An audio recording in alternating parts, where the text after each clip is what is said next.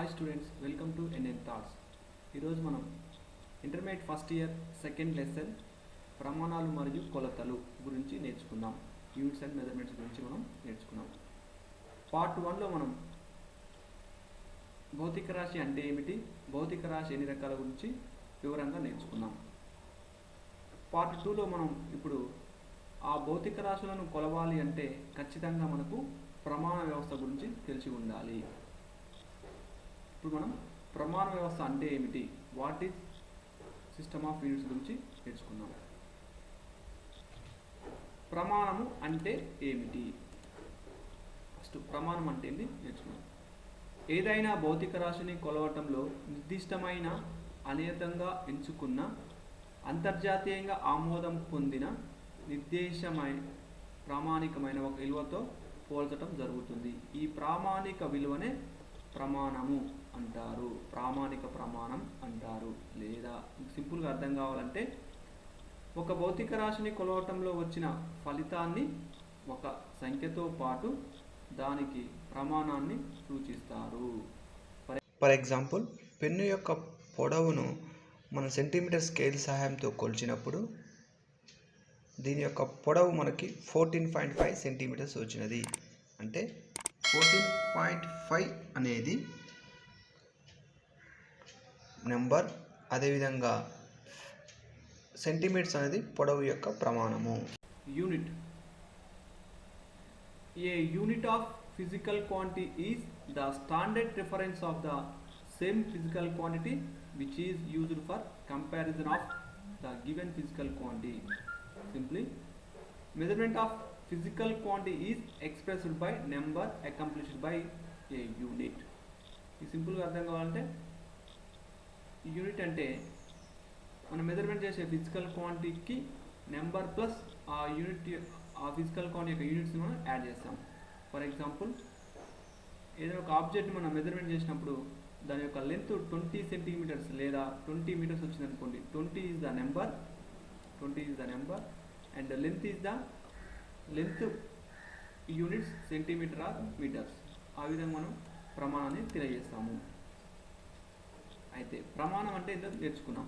ఈ ప్రమాణానికి ఉండాల్సిన లక్షణాలు ఏమిటి గురించి నేర్చుకున్నాం. ఏదైనా ప్రామాణిక ప్రమాణానికి ఈ కింది 2 లక్షణాలు కలిగి ఉండాలి. 1 స్థిరత అంటే మార్పు లేనిది. 2 లభ్యత. అంటే స్థిరత అంటే ప్రామాణిక ప్రమాణం తప్పనిసరిగా మారదు, అంటే మారకూడదు. అంటే మనం ఒక వస్తువు యొక్క పొడవు కొలిచినప్పుడు 20 మీటర్లు వచ్చిందనుకోండి, అది ఈరోజు 20 మీటర్లు ఉండాలి, రేపు కూడా 20 మీటర్లు ఉండాలి, అంటే మార్పు లేకుండా ఉండాలి. నెక్స్ట్ రెండవది లభ్యత. ఇతర రాశులతో పోల్చడానికి ప్రామాణిక ప్రమాణం సులువుగా అందుబాటులో ఉండాలి. అంటే ఒక భౌతిక రాశి ఇంకొక భౌతిక రాశితో పోల్చడానికి ఈజీగా ఉండాలి. ఇవి ప్రామాణిక ప్రమాణానికి ఉండాల్సిన ఖచ్చితమైన లక్షణాలు. Any standard unit should have the following 2 properties. One is invariability, second one is availability. Invariability means the standard unit must be invariable, that means constant. మనం మెజర్మెంట్ చేసిన యూనిట్స్ అనేది చేంజ్ కావద్దు, కాన్స్టెంట్గా ఉండాలి. Availability, the standard unit should have easily made available for comparison with other quantities. అంటే ఏదే క్వాంటిటీస్తో మనం ఈజీగా కంపేర్ చేసే విధంగా ఉండాలి. ఈ 2 ప్రాపర్టీస్ కలిగి ఉండాలి. స్టాండర్డ్ యూనిట్ అనేది ఈ 2 ప్రాపర్టీస్ని కలిగి ఉండాలి. ఇన్వేరియబిలిటీ మీన్స్ కాన్స్టెంట్, అవైలబిలిటీ మీన్స్ ఈజీగా కంపేర్ చేసేటట్టు ఉండాలి, అదర్ క్వాంటిటీస్తో ఈజీగా కంపేర్ చేసేటట్టు ఉండాలి. ఓకే, ప్రమాణం అంటే ఏం నేర్చుకున్నాం, ప్రమాణానికి ఉండాల్సిన లక్షణాల గురించి నేర్చుకున్నాం. అసలు ప్రమాణం ఎన్ని రకాలు? ప్రమాణం ఎన్ని రకాలంటే 2 రకాలు. 1 ప్రాథమిక ప్రమాణం, 2 ఉత్పన్న ప్రమాణం. ఓకే, మొదటగా ప్రాథమిక ప్రమాణం అంటే ఏమిటి? ప్రాథమిక భౌతిక రాశికి ఉండే ప్రమాణమే ప్రాథమిక ప్రమాణం. అయితే మనం ఫస్ట్ పార్ట్ 1లో ప్రాథమిక భౌతిక రాశి నేర్చుకున్నాం.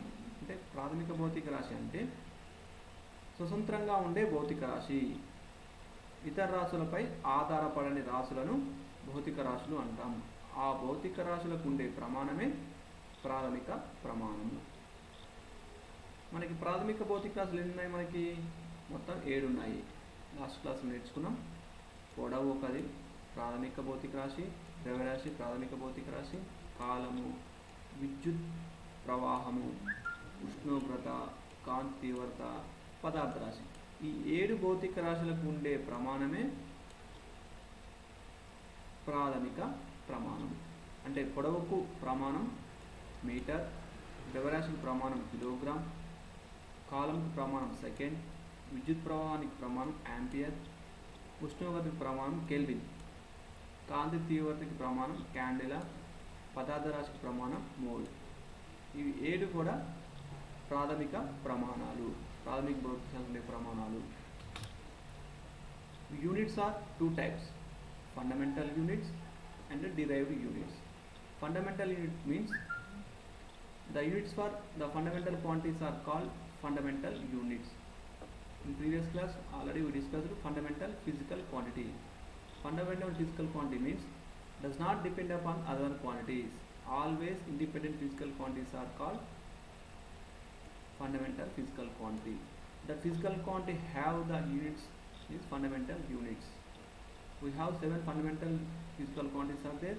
Those are length, mass, time, electric current, temperature, luminous intensity and amount of substance.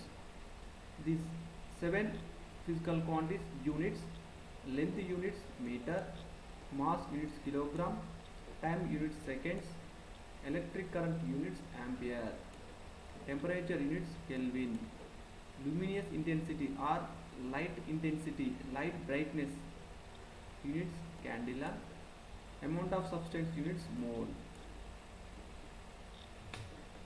Next, ఉత్పన్న ప్రమాణము.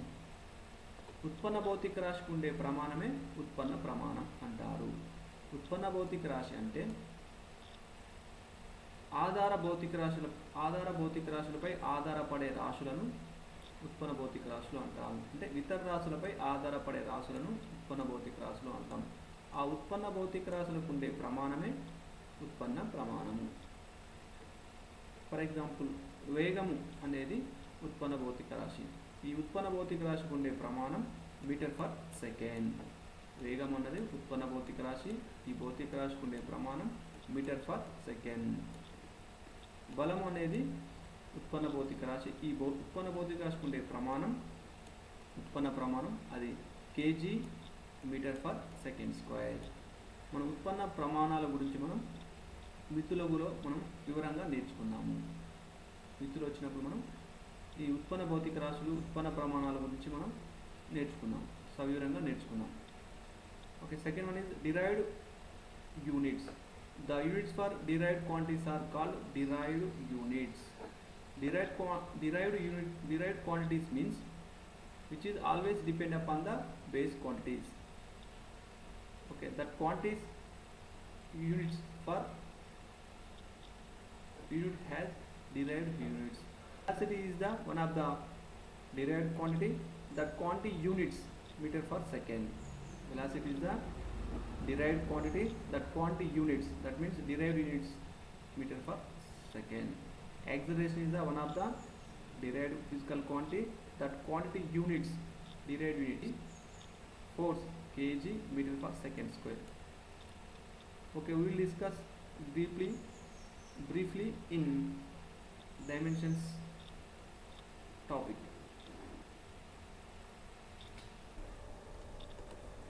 ప్రమాణ వ్యవస్థ అంటే ఏమిటి?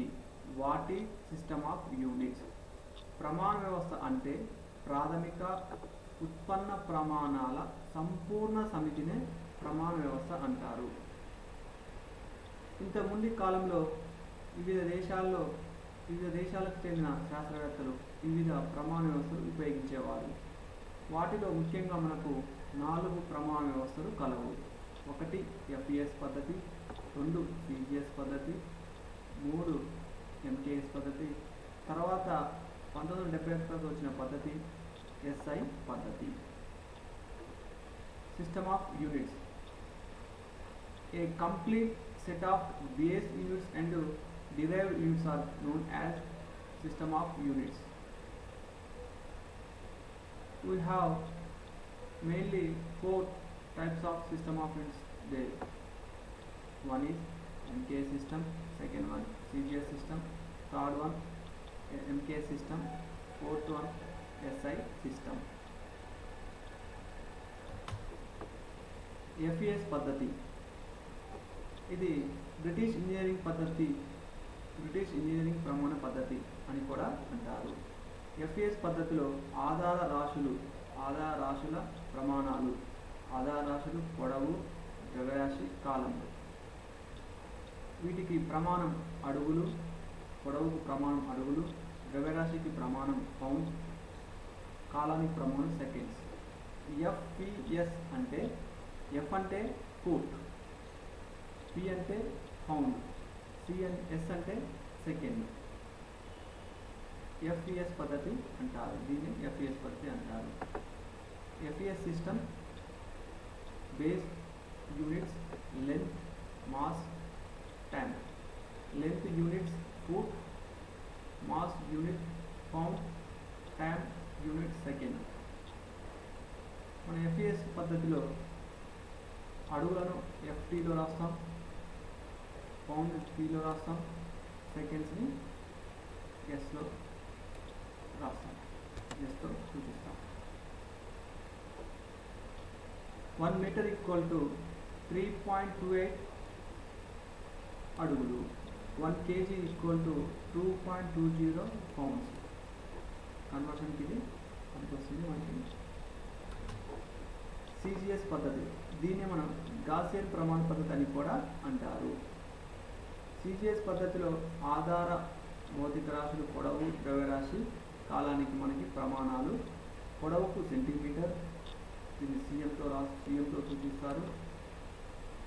ద్రవ్యరాశికి ప్రమాణం గ్రామ్స్, దీన్ని Gతో సూచిస్తాం. కాలానికి ప్రమాణం సెకండ్స్, Sతో సూచిస్తాం. CGS అంటే C అంటే సెంటీమీటర్, G అంటే గ్రామ్, S అంటే సెకండ్స్. అది CGS పద్ధతి. MKS పద్ధతి. MKS పద్ధతిలో ఆధార రాశులు పొడవు, ద్రవ్యరాశి, కాలానికి ప్రమాణాలు. పొడవుకు మీటర్, Mతో సూచిస్తాం. ద్రవ్యరాశికి ప్రమాణం కిలోగ్రామ్, kgతో సూచిస్తాం. కాలానికి ప్రమాణం సెకండ్స్, Sతో సూచిస్తాం. ఇది MKS పద్ధతి. 1970 కంటే ముందు వివిధ దేశాల్లో శాస్త్రవేత్తలు వివిధ ప్రమాణ వ్యవస్థలు ఉపయోగించేవారు. 1971లో అంతర్జాతీయంగా ఒక ప్రమాణ వ్యవస్థను సిఫార్సు చేయడం జరిగింది. SI పద్ధతి, అదే SI పద్ధతి. S అంటే సిస్టమ్ ఆఫ్ ఇంటర్నేషనల్, SI పద్ధతి అంటే సిస్టమ్ ఆఫ్ ఇంటర్నేషనల్, అంతర్జాతీయ ప్రమాణ వ్యవస్థ పద్ధతి. ఈ SI పద్ధతి భౌతిక రాశులను 3 రకాలుగా వర్గీకరించింది. ఒకటి ప్రాథమిక భౌతిక రాశులు, 2 సప్లిమెంటరీ ఫిజికల్ క్వాంటిటీస్ సంపూరక భౌతిక రాశులు, 3 డిరైవ్డ్ ఫిజికల్ క్వాంటిటీస్ ఉత్పన్న భౌతిక రాశులు. అయితే మనకి ముఖ్యంగా కూడా ప్రాథమిక భౌతిక రాశులు 7 కలవు. పొడవు, ద్రవ్యరాశి, కాలము, విద్యుత్ ప్రవాహము, ఉష్ణగతిక ఉష్ణోగ్రత, ప్రకాశ తీవ్రత, దీన్ని మనం కాంతి తీవ్రత అంటాం, పదార్థ రాశి. ఈ 7 మనకి ప్రాథమిక భౌతిక రాశులు. ఈ ప్రాథమిక భౌతిక రాశులకు ఉండే ప్రమాణం SI ప్రమాణం మీటర్, కిలోగ్రామ్, సెకండ్స్, విద్యుత్ ప్రవాహానికి యాంపియర్, ఈ సైంటిస్ట్ నేమ్, ఉష్ణగతికి ఉష్ణోగ్రత కెల్విన్, ఇది కూడా సైంటిస్ట్ నేమ్, కాంతి తీవ్రతకు క్యాండిలా, పదార్థ రాశికి మోల్. వీటి యొక్క సాంకేతం మీటర్ని మనం ఎంతో స్మాల్ ఎంతో రాయాలి. కిలోగ్రామ్ ద్రవ్యరాశికి ప్రమాణం కిలోగ్రామ్, దీన్ని మనం కేజీ స్మాల్ లెటర్స్లో రాయాలి. కాలానికి ప్రమాణం సెకండ్స్, ఎస్లో స్మాల్ ఎస్తో రాయాలి. విద్యుత్ ప్రవాహానికి ప్రమాణం యాంపియర్, దీన్ని మనం క్యాపిటల్ ఏతో రాయాలి, ఎందుకంటే సైంటిస్ట్ నేమ్ మనం క్యాపిటల్ ఏతో రాయాలి. ఒకవేళ సైంటిస్ట్ మొత్తం పేరు రాసినప్పుడు అన్ని స్మాల్ లెటర్స్లో రాయాలి. ఉష్ణోగ్రత కెల్విన్, ఇది కూడా సైంటిస్ట్ నేమ్ కాబట్టి క్యాపిటల్ కే రాయాలి. ప్రకాశ తీవ్రత, కాంతి తీవ్రతకు క్యాండిల్లా, సిడి స్మాల్ లెటర్స్లో రాయాలి. పదార్థ రాశికి మోల్, ఎంఓఎల్, మోల్ అన్ని స్మాల్ లెటర్స్లో రాయాలి. ఇది సిస్టమ్ ఆఫ్ ఇంటర్నేషనల్, అంతర్జాతీయ పద్ధతిలో మనకి 7 భౌతిక రాశులు కలవు. తర్వాత రెండవది మనకి సప్లిమెంటరీ యూనిట్స్. సప్లిమెంటరీ యూనిట్స్ మనకి 2 కలవు. సప్లిమెంటరీ ఫిజికల్ క్వాంటిటీస్ 2 ఉన్నాయి. ఒకటి సమతల కోణము, ఘన కోణము. ఈ సమతల కోణానికి SI ప్రమాణం రేడియన్, దీన్ని RAD రేట్ అంటూ రాస్తాం. నెక్స్ట్ ఘన కోణానికి ప్రమాణం స్టెరేడియన్, దీన్ని SRతో రాస్తాము. సమతల కోణం అంటే వృత్త చాపం పొడవు DS, వ్యాసార్థం R నిష్పత్తిని సమతల కోణం అంటారు. dθ ds/r అంటే వృత్తం యొక్క పొడవు బై వ్యాసార్థం. ఎగ్జాంపుల్, మనం ఏదైనా ఒక తలం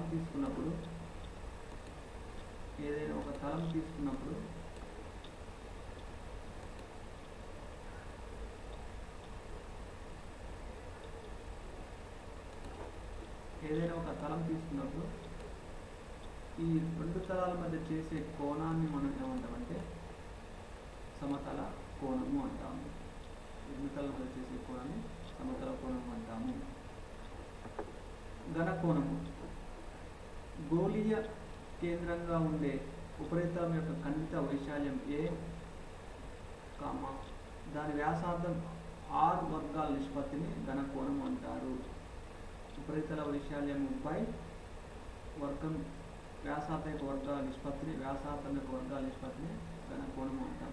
ఫర్ ఎగ్జాంపుల్, మనం ఒక కోన్ తీసుకున్నప్పుడు ఇక్కడ చేసే కోణాన్ని, ఈ ఉపరితల వైశాల్యంతో ఈ కోన్ చేసే ఉపరితలతో చేసే కోణాన్ని మనం ఘన కోణము అంటారు.